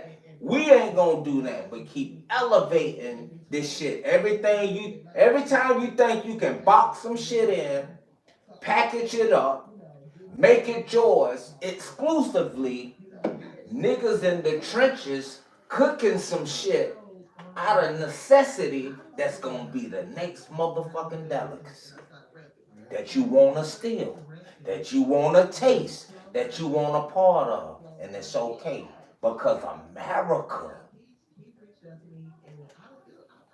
give us the motherfucking recipe to make these motherfucking things happen. The climate of America keep bringing shit up out of us because you keep extracting. And we keep motherfucking producing. And you keep extracting. And it won't stop. Yeah. That's what the culture of hip hop is. It's when you ain't supposed to have nothing and you make some shit great. Ramen noodles wasn't supposed to be chopped up onions and bell peppers and meat and motherfucking goddamn cracked pepper over it. We made it fine. The graffiti, the dance breaking, the double dutch, the jump rope. I love to see them women do that shit. I don't know how to do it. I wish I could learn how to do this shit. The uniqueness. You know what I'm saying? That's what we bring, bro. We bring the style. We bring it's the culture of it. You know what I'm saying? The goddamn creativity. You know what I'm saying? Like Deion Sanders, what he said, when you look good, you feel good, bro. I don't give a fuck if you got a goddamn $100 left in your bank account. You went about them J's, them Deion Sanders. You got your fit for the night. You swag. You feel good, bro. You know what I'm saying? You feel. That's why I say people say, "Oh damn, nigga, save your money." I get that you save it, but nigga, I'm gonna tell you, boy. You only get one life to live, nigga, and we gonna live right for one life in a lifetime, and we ain't gonna get this shit again. So with that being said, nigga, you better enjoy your motherfucking life. I ain't gonna say be no fool, just do things calculated. But nigga, if you wanna go ball for a minute, ball, nigga. Turn up. Bottom J, get swagged up. Holler through some shots for the night. Get your groove on. I'm just saying, dude, that not married or single. And if you married and you want to just scream it like you and your wife turn up, do that. Ain't nothing wrong with that. We gotta learn to live our life, man, to be happy, bro. Because at the end of the day, man, you don't never know. There's so much shit going on right now. Motherfuckers being in depressed and this negativity world, man. Get out of that shit, man. I'm gonna tell you like this, bro. How I look at it, boy, you got the right to be depressed. Yep, you got the right to be happy as hell. What I ain't gonna do is tell you which one you need to be. I'm getting the fuck out your way, and I'm trying to decide how happy or how goddamn whatever I'm gonna be. That's something that'll help me out a fucking lot. I just don't care about what you got going on with you. Yeah. You see what I'm saying? If your pride got you to where you can't say, hey, bro, like, I need to talk, this, that, and the third. Boy, you ain't no baby. I ain't prime. That's what I love about the barbershop. The barbershop allow for me to pry a little bit, especially when we dealing with the youth. Sometimes I just want to break the monotony of silence and say, how was school? Yeah. It's just throwing a rock. Yeah, I mean, fuck it. It's just too quiet in here. You know what I mean? How was school? Anything. Break the ice. Outside of, like, be happy. Be depressed. That's your right. Yeah. I can't make you happy. I can't make you depressed. It's on you. Yeah. You gonna have to decide. Cause it's time to get a little tougher. All of us. But I ain't gonna lie, at the same, You know what I mean? But on the flip side to that, bro, whatever you going through, my nigga, you can talk to me about it. It don't matter what it is. But on the flip side to it, dog, you good, man. You here, you living, bro. Man, You know look. what I'm saying? Your family here. Shit be draining, bro. And I ain't gonna lie, it be draining. Shit been draining. But at the same time, what I do respect is when you going through some shit, but you don't drain this shit on me. And I don't drain on you. That's my point. You do what I'm saying? That's my point. Cause guess what? We all going through some shit. But we gonna keep this good energy right now. Mm-hmm. Cause I love you, bro. We going through it, but guess what? We gonna get through this shit. That's we my gonna get, point. we gonna get through it. You know what I'm saying? Because at the end of the day, dog, that's why I want that good energy I want to pour in you. And I want you to pour it back in me. You know what I'm saying? That's my thing now. On God. If somebody fall on the ground, they say, damn, it hurt. I'm not the you okay guy. It's much. Like, my first response ain't nurturing. My first response is, shit, I imagine it do hurt, because that fucking ground hard. It's hard. You fell on it. I imagine it do hurt. What you gonna do to minimize the risk of you falling? That's where I'm good at, helping your ass.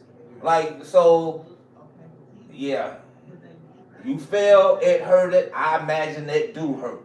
What you gonna do to minimize the risk factor of you falling? Cause bro, I ain't trying to fall. I know that ground hard. You know that ground hard too. Your grandma already told you. Your mama already told you. Yeah. I'm gonna tell you something different. What you gonna do different? Oh yeah. You gonna walk a little different around these goddamn, you know what I mean? You got the tiptoe. Oh yeah, more death. Through this thing. You gonna keep falling and looking up at me and saying what? Help me up? Yeah. And that ain't even me being cold, cause I wanna pick you up. Yeah. But boy, I got 5 people on my back. See, now I like what you just said. I got 5 people on my back, boy. If I've been down there trying to pick you up, they might fall. I like that because if I ain't got no money on my back, damn, you good, bro? You straight? Yeah, man. Hey, look, man. 5 on my back. Look, don't do this time. Make sure you don't fall no more. I'm gonna show that concern. Then, nigga, I mean, I fall on my back, boom, boom, boom, boom. But if I got a lot of people I'm helping, whatever, I'm gonna still show the concern. But the help may be minimized, depending on what I can do. You know what I'm saying? It don't matter. I don't judge nobody, because life is fucked the fuck up. Nigga, you come to me, damn, nigga, what's up, nephew? You got a couple $, man. Why, man? What you want? I just want to get a beer, man. Here you go, dog. You honest with me. You want a beer? I may be the same motherfucking way.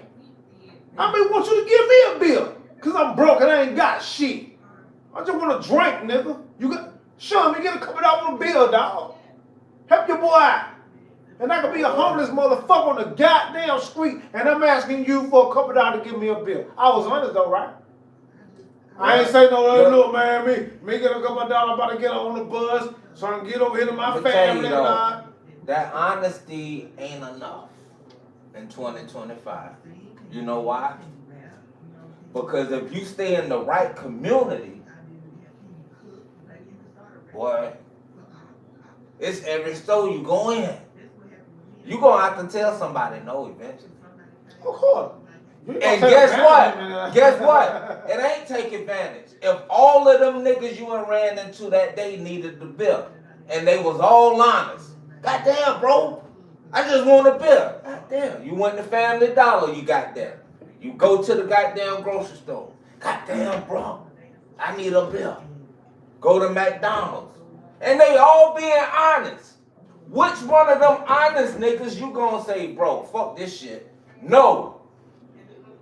Or you gonna wait till you give every motherfucking dollar you got, and then you want a bill and have to go and ask another nigga for it? Or you gonna share one of them bills with the niggas, that first nigga you gave that bill money to? Like, at some point, yeah, I get it.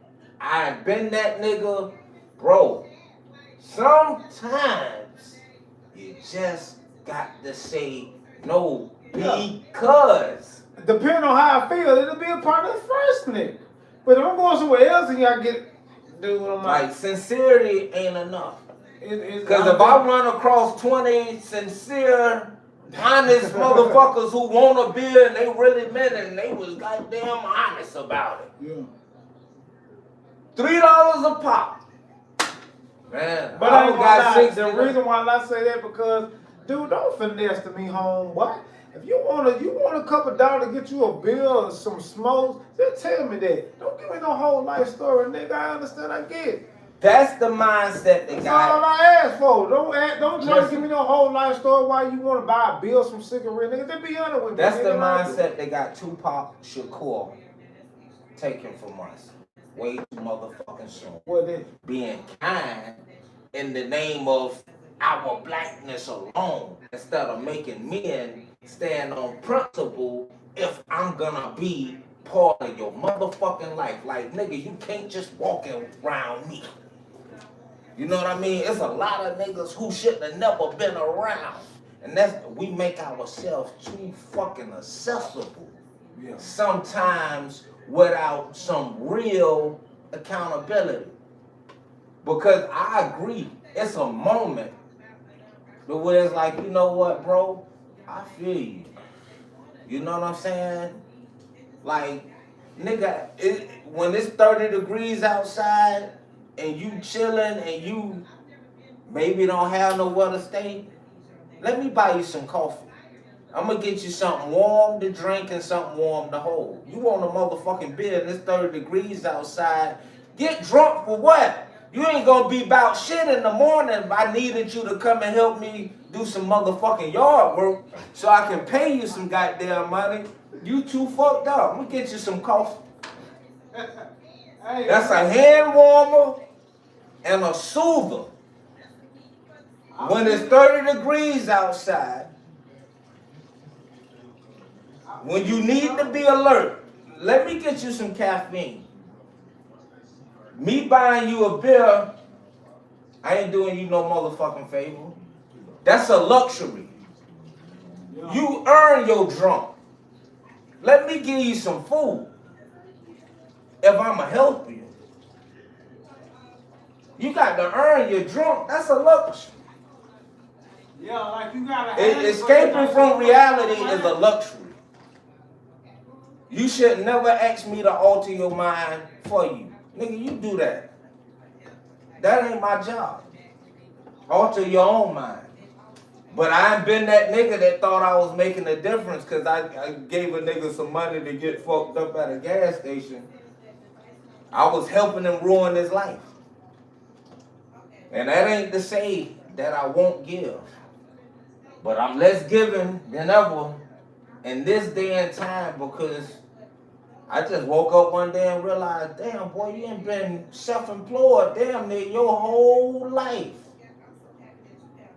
and I'm scrounging every day trying to keep the momentum. So I get a lot of time to not have to work for people, but I don't sleep well because I'm always trying to figure out what I'm going to do next. And I know if I sleep too goddamn long, me and the family going to be hungry. And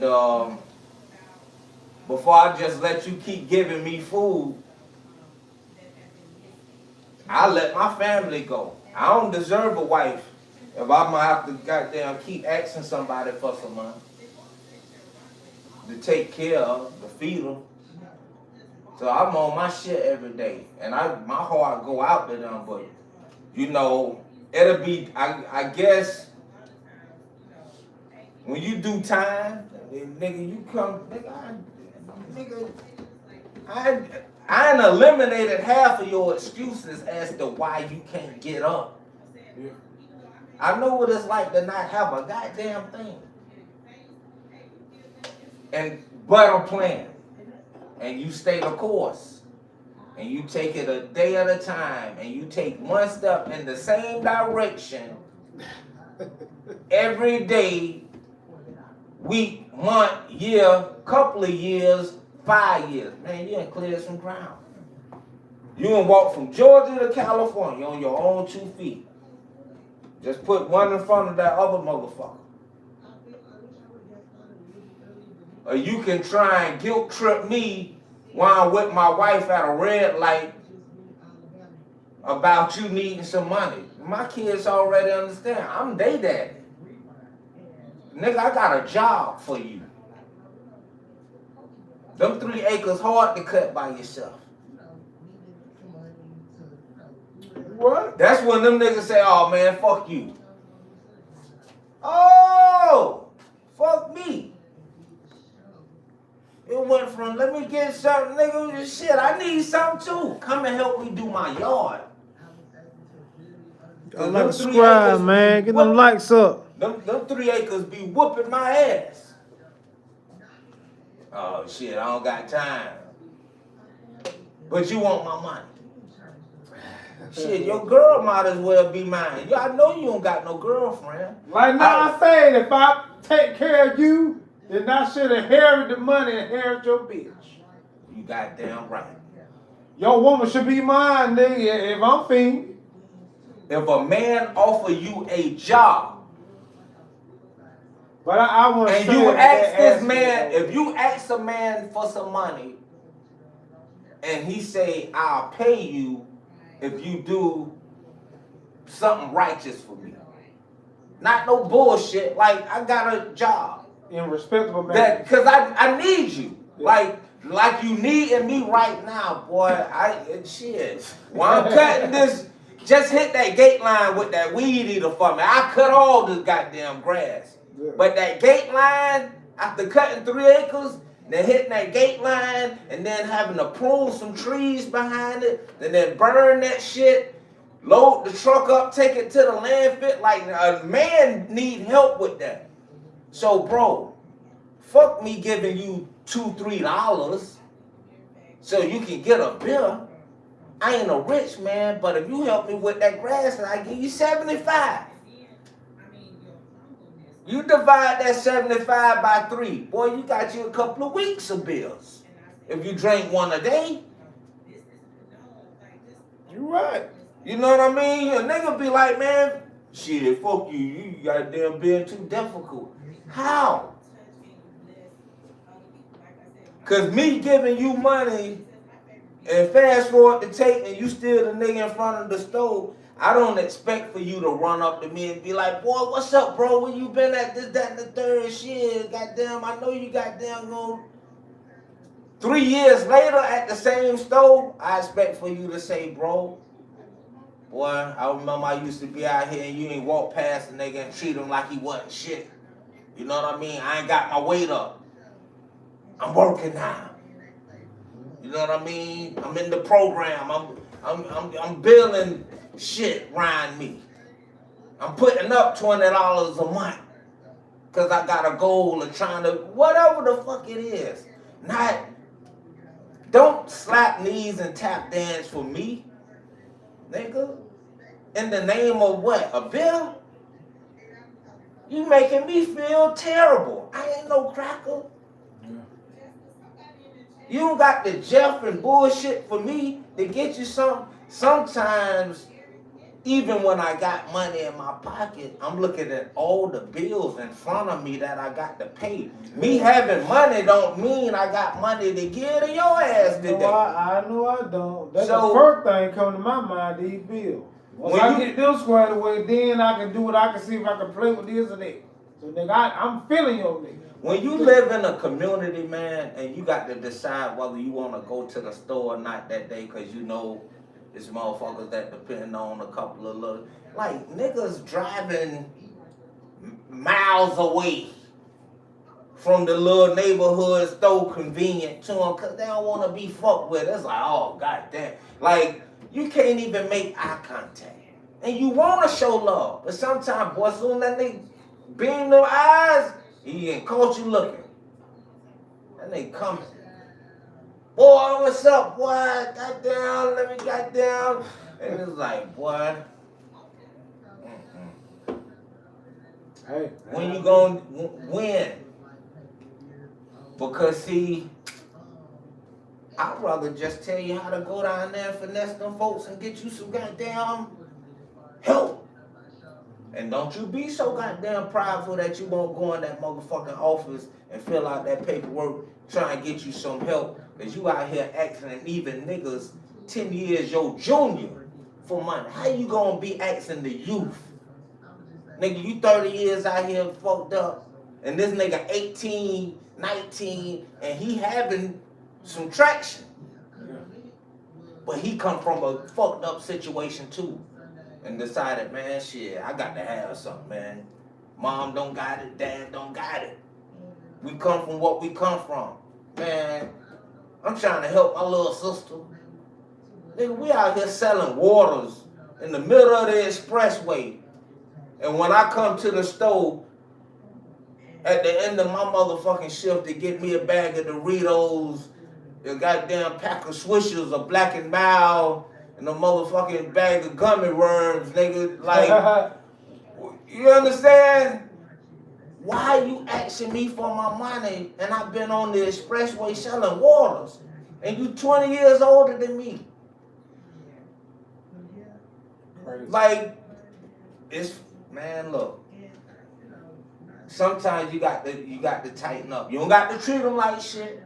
You don't got to talk down to them. Nah, you know what I mean? Bro, I don't have it. I'm sorry, I'm good. I don't have it. And go about your business. You know what's funny? I remember being young and some niggas just didn't know how to talk to girls. And when the chick just wasn't feeling that shit they was talking about, they'd be like, fuck you, bitch.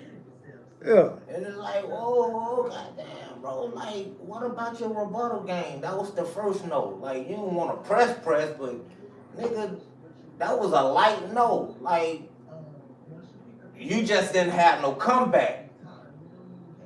And you mad. That's how these niggas be when you tell them no about that you got some change. Like, bro, I don't got nothing but a credit card. Like, I intentionally don't come to the store with shit in my pocket that jingle but my motherfucking keys. Cause y'all niggas hear change shaking a nigga pocket.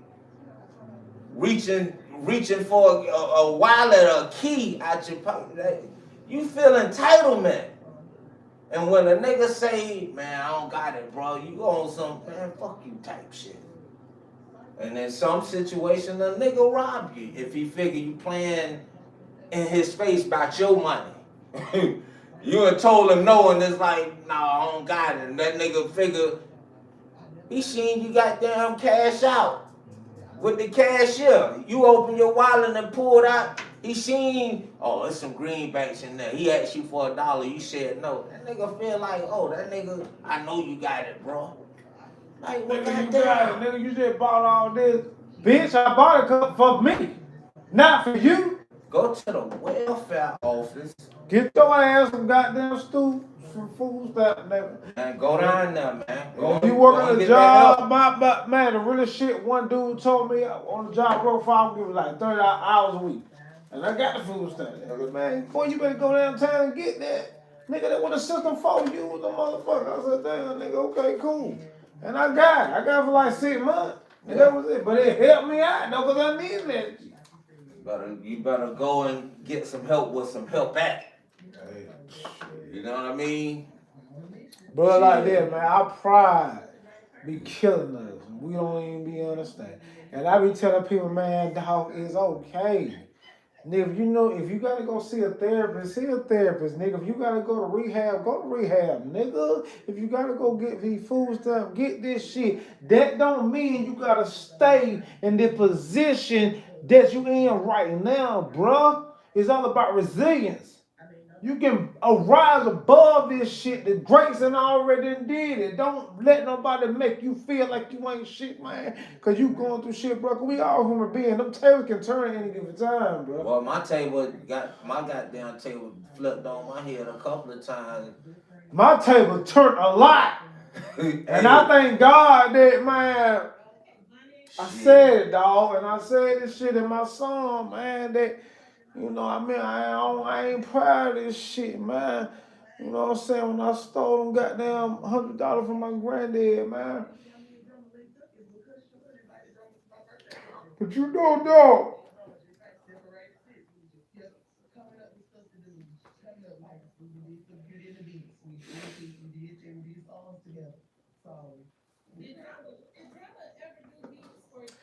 Like, dog,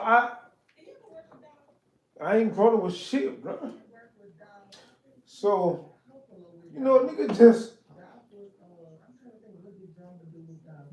want to get it, bro. Want to stunt, want to ball,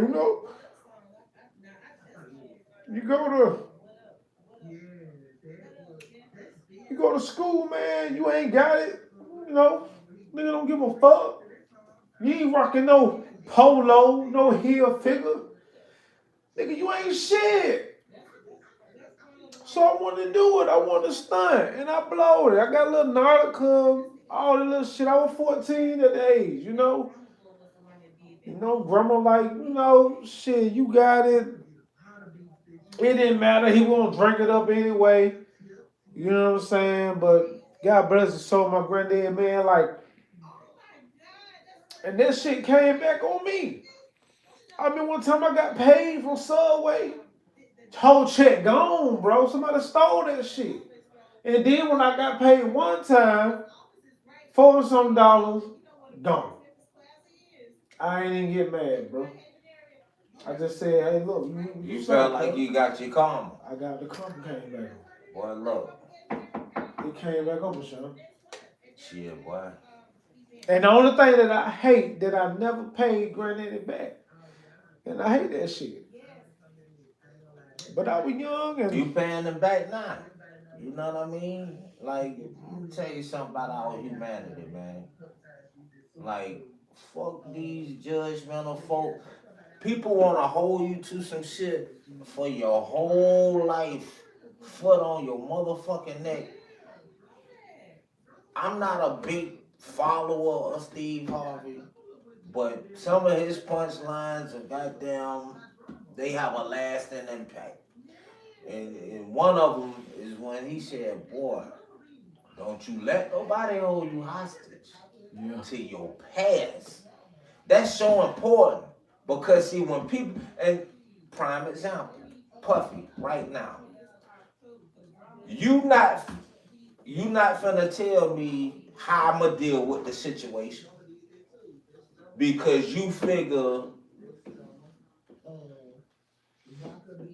he had some hitman to come and plow his girl out in front of him and have a freaky festival time. Like, I'm not Xing a nigga out by his old shit, cause some of y'all niggas and bros, y'all walking around here and y'all got them same fuck ass uncles and daddies and granddaddies around the other young people in the family. They ain't touched on you and fucked over, and you playing like your family, goddamn, y'all got it together. Y'all the family that pray together and stay together. Like, man, no. you got to let a motherfucker repent and do all the therapy, and you got to let a motherfucker grow up. You can't say, boom, you did that, I'ma hold that shit forever. That's it. That's your thing. That's your legacy. We stamping you. You stamp with it. Like, that's you forever. And it's like, man, fuck out of here. Who can really do that?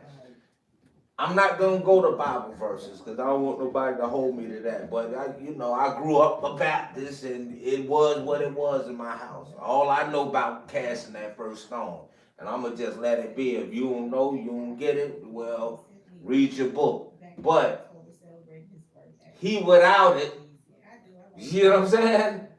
Cast the first stone. I ain't withholding nobody hostage to their past. Now, if you just a motherfucking, repetitive fuck up.